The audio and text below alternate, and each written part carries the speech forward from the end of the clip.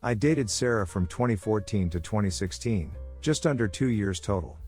Looking back on it, she was emotionally abusive and absolutely manipulative. To keep things short, she treated me poorly and I was a doormat. I learned a ton from that experience, and have since reflected on that relationship as a period where I emerged with serious personal growth and much more self-respect. The relationship ended when she cheated on me.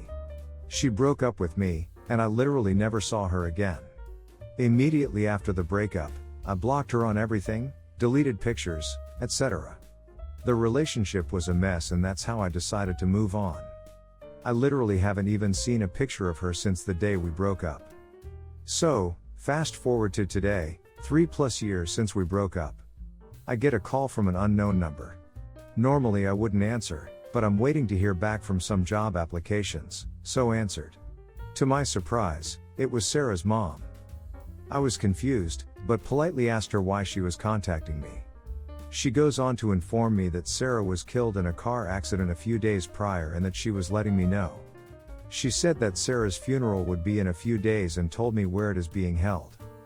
I told her that I am so sorry for her loss. I offered my condolences but told her I wouldn't be attending the funeral. She got very upset and asked me why. I told her that our relationship didn't end well and that it felt inappropriate overall. Her mom got increasingly upset and said that she was hoping I'd say a few words at her funeral. I was shocked. I asked if she knew why we had broken up. Apparently, Sara had told her family that I had gotten a job elsewhere and we ended things amicably and that she thought we remained in touch. I informed her that we broke up because she had cheated on me and that I hadn't spoken to her in years. I kept trying to end the call, but she was very upset and I felt horrible. She had just lost her daughter. I was very uncomfortable and said something I shouldn't have. After a minute or two more of back and forth, I said, "Look, I didn't have anything nice to say about her when she was alive, and I don't have anything nice to say about her now. I won't be attending." I realize how insensitive that was, but I didn't know how else to convey what I was feeling. I'm not happy she's dead. I'd never wish that on anyone. But the fact of the matter is, her death didn't make me feel good or bad. It has no impact on my life at all. I've been getting messages from some of her friends, who I also haven't spoken to in years, because apparently, her mom is now telling people I'm desecrating her dead daughter. They aren't part of my social circle, so there's really no backlash, but it didn't feel great to read their messages. I absolutely won't be going to the funeral, but I'm wondering if I should reach out and apologize to her mom. Not the idiot. Her dying doesn't validate all of her abusive behavior. You were civil enough to give your condolences and give a sufficient explanation as to why you wouldn't feel it's appropriate to go. The mom is just put in a bad situation because your ex lied to her and gave her the expectation that you'd have more of a reason to be concerned, although it was definitely out of line gossiping about you and misrepresenting your reasoning. You are the idiot, though I appear in the minority here. She's a grieving mom. Put your baggage aside and stick with condolences. If she asks if you're going, should have said, "I'm still processing this, thanks for letting me know," and be gone. The ex was a major idiot, so you owe her no respect. But her mom was owed a little. This was not the time to set the record straight. Since you correctly wrote the ex off, you could have written the mom off by just hanging up. No idiots here. It's a bad situation for both you and the mom. After the heartbreak of losing her daughter, she learned that she wasn't the person she believed she was and lied about it. It's understandable that she lashed out and probably contacted friends of hers and the story got out of hand. You know how rumors start. Granted, you could have been more supportive towards her, as she's not the one who cheated on you, but what's done is done. Try and move on and not let the others affect you. My wife and I divorced when my daughter was 6 years old, and my wife had custody of my daughter for the most part since I was too busy working 50 hours a week. She quickly moved on to be with another man 7 years younger than her. I knew from many stories I've heard that my daughter would probably end up being closer to him than me, since not only was our time together very limited, but he was a stay-at-home dad, which means they had plenty of time to bond together, which makes me feel sick to this day. This may sound immature, but I made her promise to never ever call her stepdad dad, that I was her only father, and to not betray me. But I have no control over what she or they do in their home. Fast forward to now, my prediction came through and she's obviously closer to her stepdad than me. She has gotten engaged about a year ago, and now that the wedding is approaching near 1 month or so, she's now out of the blue told me that she wants both me and her stepdad to walk her down the aisle after promising me I would be the one to do it. Even though I know they're very close, I don't believe he has any right to walk my blood daughter down the aisle. I am her only father. It isn't fair that he got to be with my daughter more than me, her bio dad, and now he wants to take this moment from me too. I got a bit angry and told her I absolutely will not share an honor that is meant for me, the actual father of the bride, with some guy I barely know. She told me he's done a lot for her growing up and that I'm being petty over something that happened years ago. I told her I wasn't going to argue about it, and if she wants her stepdad to walk her she can, but I won't be there to see it. You are the idiot. My own dad did this selfish thing to me and our relationship has never been the same. You made your daughter promise to be loyal to you? What kind of sick thing is that to put on your child? Since becoming a parent myself, and a divorced one at that who is secondary custody, I love anyone who loves my child. How blessed your daughter would have been to have two amazing fathers by her side, but you're too wrapped in your own ego for her to have that. You are the idiot. You're her father. Do you want her to remember her bio dad as a man so petty he refused to be there for her on her wedding day? If you refuse, or even if you accept then act petty, you are not her father. You are a man with her genes acting like a child. If you want a relationship with your daughter, her soon-to-be husband, and any possible grandchildren, you better grow up. She's your daughter and she still values you. Don't devalue her love. You are the idiot. Why weren't you in her life more? If you were working so many hours you couldn't afford a good family law order to have more visits? You didn't fight hard to see her. I think I missed the part where you made attempts throughout her life to see her. You should be thankful she even wants you to co-walk her. You sound bitter instead of being thankful she had another person to love her in your absence. You sound incredibly selfish. So last weekend I, 25, was watching my niece, 3. I have a daughter, 5, myself, and she loves when my niece comes over to play as she doesn't have any siblings yet and it's fun for her to have another kid about. On this particular day, the girls were playing outside and decided to make mud pies. Okay, cool, my kid does that a lot. What was less cool was when they apparently decided to become mud pies. Seriously, I went inside for like a minute to answer the phone, and when I came back they were both head to toe covered in mud and finding it hilarious. I immediately whisked them both inside and threw them in the shower together. I helped them wash their hair, made sure they had a proper wash, and then gave my niece some old clothes of my daughter's in her size to wear while I washed hers. I thought this was the best course of action in the situation. Honestly, I didn't even think twice about doing it. My Sil does not agree. She keeps saying that it's weird and creepy for me to have showered her daughter as a man who isn't her father and that I should have called her to okay it first. That mindset is kind of confusing to me. Like, she's a 3 years old toddler, she's in a shower with my own 5 years old kid who I always supervise at bath time lest my bathroom turns into the lost city of Atlantis. Plus, what was I supposed to do? Let her sit covered in mud till someone could come to get her? However, my brother and both her mother and mine seemed to agree that it was at least a bit weird for me to shower her when I'm a man and not her dad. Are they right and I'm missing the point, or am I right that there's nothing weird about it? Not the idiot, the kid was covered in mud, so you washed her. That seems pretty sensible to me. However, since your brother and Sil have now said they're not okay with that, you need to respect that going forward, even if you disagree. You'd be an idiot if you did it again after her parents have expressed they don't want you to. I'd be tempted to let them make mud pies again next time she comes to visit and see what her parents say when they have to take her home covered in mud. No idiots here. I also think there's nothing wrong at all with what you did, and I'd likely do the same in that situation, but I can see how someone would take issue with it. They're not wrong to be wary, so be respectful of that, but also stand your ground and explain the same way you just explained to us that it would have been weirder to let the kid stay covered in mud until her mom could come to get her. No idiots here. I'll understand that it was the most logical thing to do, however, you can't be upset at the mother for not wanting another man to wash her daughter. This isn't about you now. This is about what the mother wanted for her child. You should have called the mother first simply because it's a risque thing to do, good intentions, but a very risque thing to do. Many cultures and groups of people consider what you just did to be downright disrespectful, so your Sil is not alone. Don't gaslight her concerns, just explain your side of the story, accept responsibility and move on. I recently had a second division win on the lottery and after taxes pocketed about $300,000, a nice and very handy sum of money, but not the kind of money that will let you set you and your kids up for life. We have 2 kids who are twins in their late 20s and I'll give them the fake names of Lucas and Carolina. Lucas has a wife and 2 kids under 5, being a little vague for privacy. Carolina is single and happy with that for now and doesn't want kids.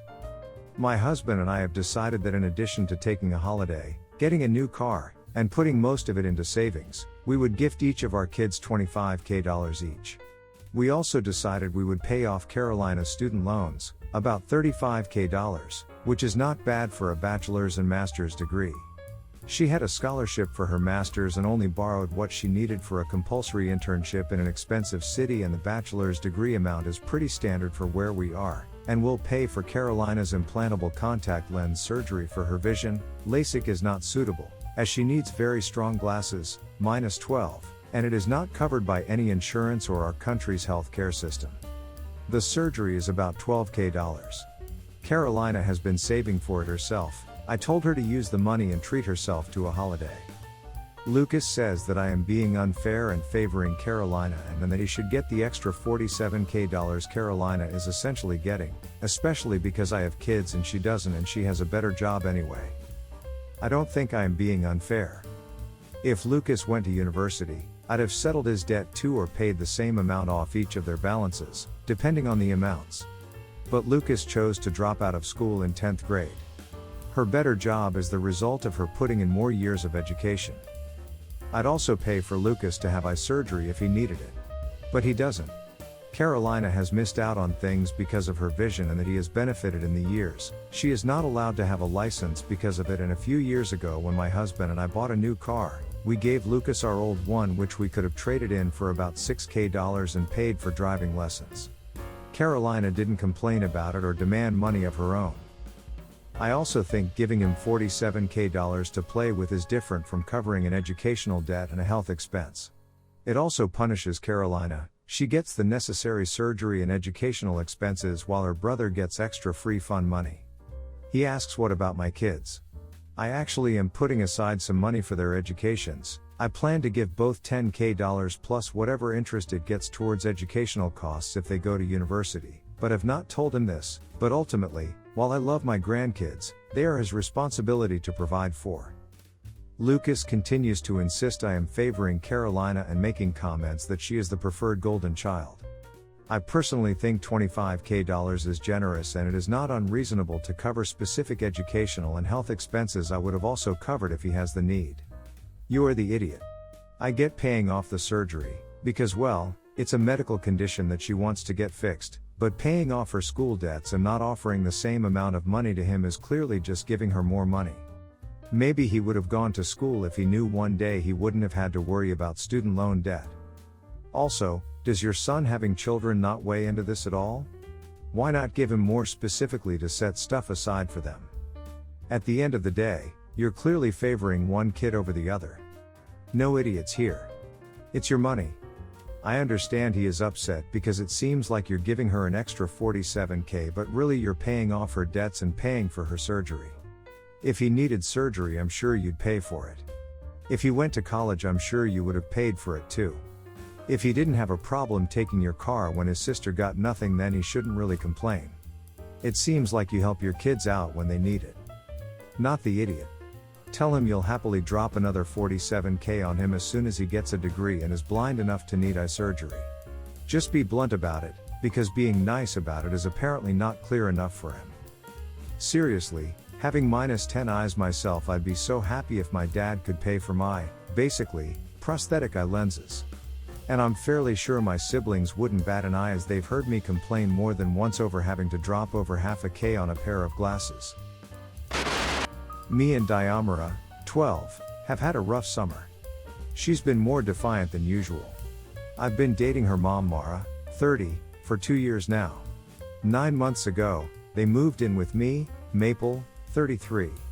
Both Dio and Mara have an on again and off again relationship with Dio's dad, Dionysus. He's pretty much never paid child support, comes and goes as he pleases into Dio's life. The typical bad part-time dad. I've tried to fill the dad role in her life, while still understanding boundaries, taking things slow, etc. This summer Dionysus decides he wants to be a real dad and takes Dio in for a month. Good for him, not my business, and Mara agrees. When Dio came back home because school started, she was a lot different. Really mean to me, very dismissive. A few days ago she got caught shoplifting at the mall. Security took her and then called Mara, who didn't answer, then called Dionysus, who didn't answer, and finally me. I answered. They told me I had to pick her up or she'll be handed over to a juvenile. I didn't say anything to her while I picked her up. I apologized to security, apologized to the store. I even tipped the security guards plus the store employees because it's a pity they had to deal with that. I assured them Dio would be punished appropriately. I'm speaking to her in a strong, affirmative voice while we're in the car. Not yelling, but in a fatherly tone, I suppose. I'm telling her how bad it is to steal, and how I don't like thieves, and how I absolutely don't voluntarily deal with any kind of police, so I don't appreciate any of this, nor will I accept it in my house. She snaps back that I'm not her dad, so don't ever tell her what to do. From now on, if I want to tell her something, I need to clear it with her real father first. That killed my soul. For the past year or so, I've treated her as my own daughter. I've paid for their housing, I've paid for her mom's car, her schooling, her food, everything. Her bio dad dropped the $100 check off one time in the past year. The check bounced, so I had to call him up and he brought cash over. I told Mara about all of this. She was appalled at what Dio said, but she never made Dio apologize because she's not wrong, you're not her dad. A couple of days later Dio asks me for some money to pay for the uniform/accessories she needs for a sport she's involved in. I say go ask your dad. She scoffs and says her dad doesn't have the money for it, so I have to pay for it. I tell her, I'm not her dad, so don't ever tell me what I have to pay for. She cried to Mara, who tells me I'm not being an adult about the situation. Mind you, I never received an apology or thanks for our entire previous situation. Mara says Dio is a kid and I need to stop acting like a kid too. Not the idiot, play useless games, win useless prizes. You are not the father. They, yes, both of them, mother and daughter, have forgotten that you do not have to help them. This upsets me because they have begun to take you for granted. Although, you need to talk with them about what is going on with you and how you feel about this whole situation. If at all possible, don't play their games. If worse comes to the worst, you may have to take a break. But you have all rights to not pay for anything. Let that part-time dad pay. Everyone's the idiot here, with regret. She is a kid that is acting out. You should be the bigger person here and provide some stability for her. It's a tough gig. Your wife, GF, needs to back you up as well. She needs to call Dio out on her disrespectful attitude towards you. Have a sit down with her and say you accept that Dio is right, that you are not her dad, but that she needs to make Dio treat you with respect. It's not too big an ask. You are the idiot. So you got into a disagreement with a 12-year-old and are using your financial stability as an adult to get the upper hand. I've been a stepdad, it's hard. You get the responsibilities without the power of being a parent. It takes strength to rise above the worst parts and be the best father you can be to a child whose life you entered without their permission. It can be a beautiful situation or a rather terrible one. But you decide if you're going to be a dad, not her.